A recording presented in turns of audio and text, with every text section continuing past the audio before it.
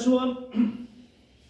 Myanmar le Manipura kan unaute an tuan chung boina wangin har sanan to ka helaya seina zongin anong kal lo thei lowa tuda chuan oime tele por rang ten kan lo puya tran puina kan lo pea e leinte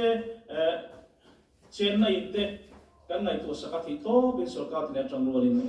chulaya chuan ka soi duwa chu helaya anom ta e zonam ngaya an sarfai na turang ngai tho ve ngai ni chuaro chu kan fiat thiam ve ngai an e zon na ngai tho ve ngai an khosak na ngai tho ve ngai ni chu ri ruzam tak ngai tho aro chu angai chu oi me chuan khar san na an nei chuan kan pui se lang amaro chu thil pakhat hemia ta na ngai tho na oma chu abikin Myanmar lama kan unaute politics tila ramdang mi ani tiro chu kan hriren aro angai ni helaya sahinna zong anong kala kan lo pui chu chuan huang taw na athen zelang tiro chu a lo ba tuna han huang taw zel te po ni na lama ramdang mi ti chu anamai thea amaro chu political boundary amin than mio wangin helaya khole tui dik tak tena an chan turang chi changve tura beina ero ngay tuan siang ro chu poi me son kan du lo chu an mani apo kan filfia an pom ani chu ti rolin mi tam tak mi chen khat tila mi chen khat chu ti zonga enga mo lo tu me ro chu anom ve po ti kan man chuang zela so kara efa te ko kan thenu ve thoni hian e khotina ve tina te kanin ai ko khoma helai om dan tur moi te po kanin fil ve ni an pom em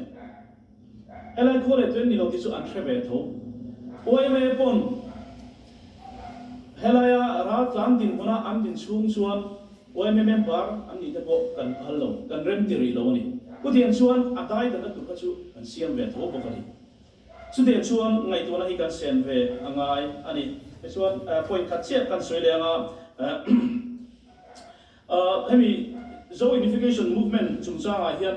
thil poi mo em mai pakhat chu tong chung chang hi ni a pathian in bizote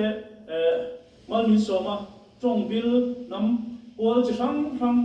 kan oma mani trong bil chap kan leya chung kan trong bil sang ero chu kan hum halak kan fon ki mangai ni amaro chu kan in biak poratur kan common language kan lingua franca ero chu angai ni common taka trong tual le kan in biak poratur chu angai ni hela trong ka hela mi son kan thiam bek lo mai the mani trong bil kan hum phal rolin common taka atlang lo na kai biak atu lai chu kan thiam tlan ero angai ni chu chuan namin kum khan na thi to pin nasatakin kongrong asut karing ani kan kadu tok mayanga atok bera chuan namin kum khan na tura hian in hiat thiam ton na apoimo kan in hiat thiam ton kan din hun kan in hiat